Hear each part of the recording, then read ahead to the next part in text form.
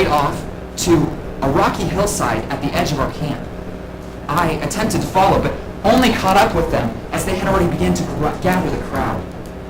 The crowd itself began to swell as they come to see what Moses would do for them. It was then that I noticed something. Moses' hand. He carried a different staff. The staff. The staff that had triggered the 10 plagues of Egypt. The staff that had led us across the Red Sea without getting wet. The staff that had performed nature-shaking wonders. The same staff I expected was going to perform another such a miracle. But I also noticed something else. Moses did not seem so excited about what was to take place. Rather, he was noticeably disturbed. I pulled Aaron aside to ask him, what had the Lord told him? What had he instructed him to do? To which he responded, the Lord had told him to take the staff from his presence and to gather the people. And they were to stand and speak to a rock behind them, which as the Israelites looked on would bear water enough for the assembly. Okay, that was not the response I was looking for. Water from a rock. Is that something you see every day where you're from? Because it's not where I am. I mean, imagine this. If I stood here, turned around, looked at that wall, said something clever, and all of a sudden it started spouting water at you all. And I'm not talking like a little trickle here, but a whole river would be needed to quench the thirst of this people. Apparently I had my answer. But the Lord was going to be merciful. He was going to affirm his presence once again to this people, despite our doubt, through providing the water we needed.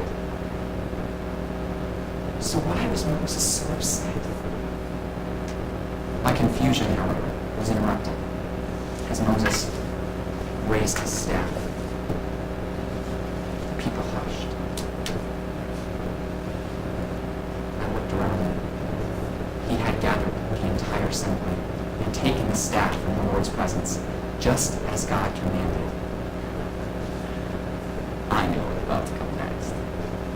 And my heart began to race. See, I knew something that the world didn't know. And Moses turned and began to speak. Listen, you rebels! My eyes darted from the rock to Moses. Must we bring water out of this rock for you? This wasn't right. I cringed as Moses raised his staff and struck once, struck twice on the rock. A crack opened up and water spurted out into the crowd. They moved aside as a new river was cut out along the parched dirt. Preach, preach, preach. That's what I'm talking And in spite of this miraculous scenery, my eyes were not on that stream, but on my friend, who was red with anger.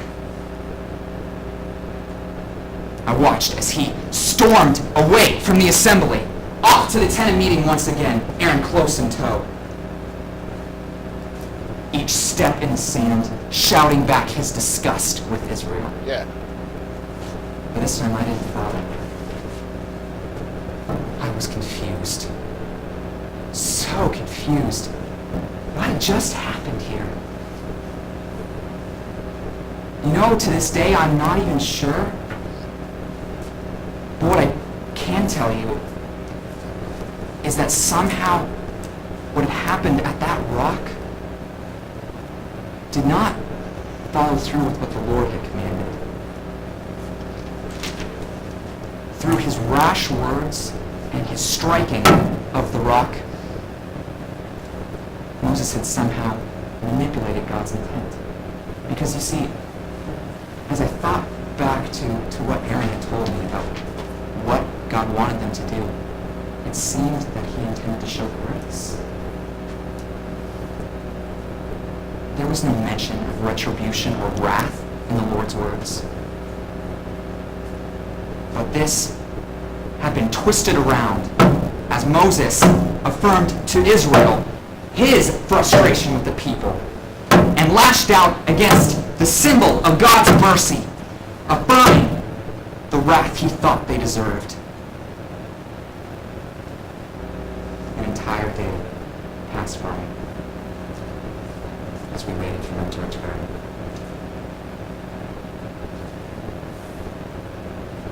Water continued to rush out of the rock, and jars were filled, flocks and herds watered, and in silence, as the people whispered amongst themselves, what word would they bring back from the Lord? Is he going to punish us? If only they knew. At dusk, the murmurings once again began to grow. Moses looked back.